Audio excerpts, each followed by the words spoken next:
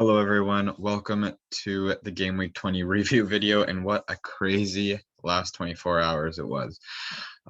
We went from where I am in Canada just before midnight, figuring out that 4 of the games were going to be postponed for this game week, to taking a hit on transfers, to having not one but 2 of my players get red cards, as well as 2 not play in the field.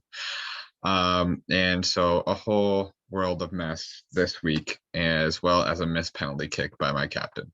So to be truly honest, 32 with 6 fixtures, it's not nowhere close to good, I'd say, but it could definitely be worse based on everything that happened. But let's take a little rundown as to how things went this crazy game week that I don't think will have a very good effect on my ranking. So one of the players that just did kind of what they normally do is Providel in net, letting the goal against, or a couple goals against Verona.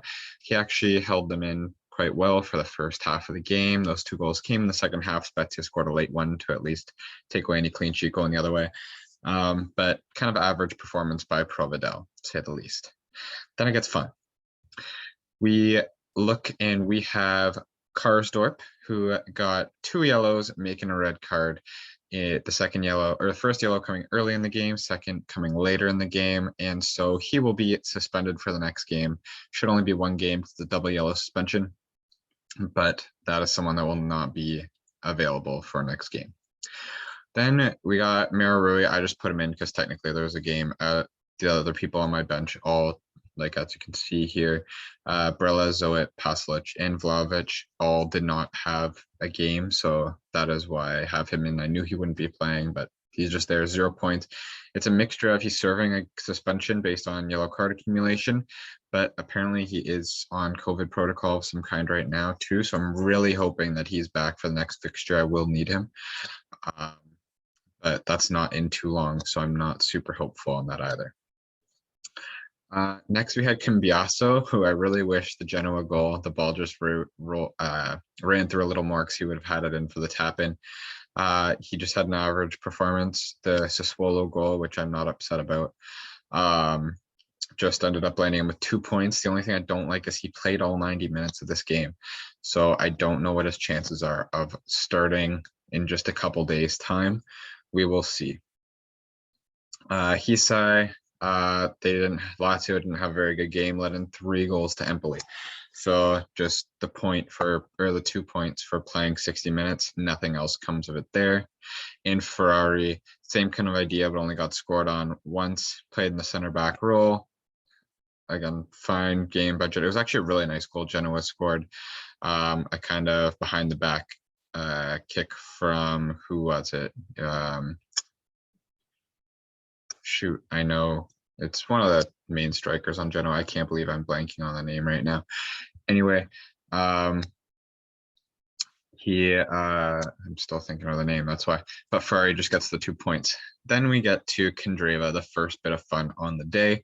Candreva had average game, didn't do anything that exciting throughout the game. In fact, Sampdoria did not look good on the day at all. They lost 2-1 to Cagliari, but it wasn't until a really stupid little altercation at the end by the touchline, and Candreva kind of just puts his arm around kind of the it wasn't even a punch really, it was just kind of the midsection of the Cagliari opponent, and the ref gives him a red. And while I don't think it was really worthy of a red, it just was a stupid thing to do in the first place. So I don't know why someone as knowledgeable and as mature as Candreva did something silly like that. Maybe it's the frustration of being down, but that is what happened. And now Candreva as well will not be available for the next game. And if my refereeing career tells me anything, it's off the ball of the whistle, meaning it's violent conduct, meaning that he might be out for 3 games.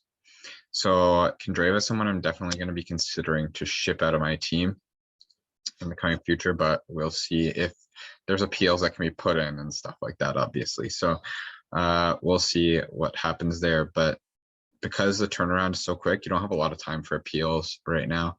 And yeah, so I not feeling good about Kandreva at all. And I would have just rather not put guys in rather than take -1s. Positive zeros are better than this. So it's almost like blanking, except worse. Then we got Quadrado, kind of a crappy game between Juve and Napoli. It almost got called off, but they did play it. And Quadrado just gets his 2 points for playing. Almost had an assist right at the very end. Moise Kean had headed it just over the bar. It was a really good cross, but just gets the 2 points. Then Berardi finally comes through for me and scores a really nice goal from just inside the top of the 18. And he is one of my lone bright spots on the day, finally living up to the expectation I've had over this good run of fixtures for Sassuolo. Scamacca, there's been a lot of transfer news around him, which worries me. I feel like he's just not going to play another game in a Sassuolo outfit because I don't think he was injured. Swallow obviously played. So I just think it has to do with transfer stuff. And it's a lot of big players around Scamacca, right? Or sorry, a lot of big name teams that are looking to buy Scamacca, like Juve, Inter, and those teams. So I don't see him going in and just fitting into the squad right away. So I think he will be someone that I need to end up moving as well. And then we have finally Immobile, and 14 points doesn't look that bad. And he scored really early on in the game, but then in no way was it a penalty or should it have been a penalty. And I guess this is why he missed, because the ball doesn't lie. Everyone knows that saying. But it was a powerful shot, but it was not too far off the center. The keeper saves it, and now instead of getting another 5 points, you take a -3 as my captain. So let's just put that into perspective.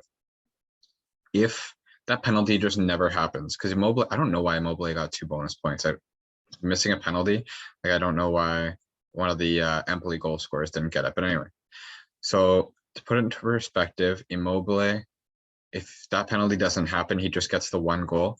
So that puts 3 points back on Immobile, but that gets doubled.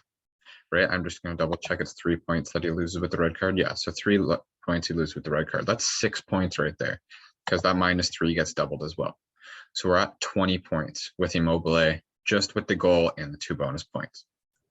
Then if he scores that penalty, a goal is 5 points, right?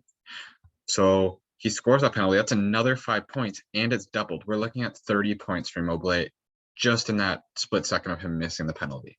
So instead of 14, I get 16 more. So that's kind of crazy just to think of how much missing that penalty impacts, especially when it's your captain. And that's just really rough. Obviously, Immobile is not someone that I don't think he's going to get taken off penalties. He's actually someone I brought in super late last night. And it was just because I saw all the fixtures get canceled. Lautaro obviously wasn't going to play, and I didn't really like the fixtures coming up. Plus, with the fixtures all being so close together, it was going to be wishy-washy, I think, whether he started or not. So I just thought, let's get this transfer over with. I'm not upset by it. Obviously, he would have got 7 points for not being captained, which is still fine. It's just the potential was there to get so much more. And so, yeah, actually, for a game week that had 6 games, only there was a lot to talk about just for 6 games is what I'm trying to say. And then obviously Vlahovic, Pasalic, Barella, and Zoet don't play. Zoet based on being the backup keeper. But yeah, that's how things are looking with my -4 hit and 32 points overall. I actually don't know if I end up with 28 here or not. I'll have to check that in a second. Just because I don't know if this is factored in with the -4. The tables are not updated as far as I understand right now. I don't think so. Just a quick look. Yeah, so it looks like I'm actually going to end up with 28, not 32 points. Because I think that's what we end up with. I just don't think the actual standings is updated yet. But that's how things are looking. So I can't really go over the table. I mean, we can see some people so this is the order of the top of the table. So our team Juve did really good this week, and we might end up with a new leader with Fox not having done so well. Let's see what his team was. And so Pedro with the yellow, he got the red card here as well. We got Lautaro, didn't play. Vlahovic didn't play. Oh, he'll get some sub-ins though. So he'll get Cambiaso, Di Lorenzo, and Stulak to come in. So that'll be another 5 points. Still 11 though. That's rough. So he'll definitely lose some space on that. But yeah, and then just keep in mind a lot of teams are putting in petitions to skip the next 2 games, like the weekend games as well as this one. So we could be in for another game week that's very similar to this soon. I'm hoping not, because I have enough people on suspension and COVID that I can't deal with people missing just because the fixture's not being played. I might be looking at a shuffle coming up, but we'll talk about more about that in the preview video that will likely come out tomorrow, because I don't know if there is time to do it otherwise.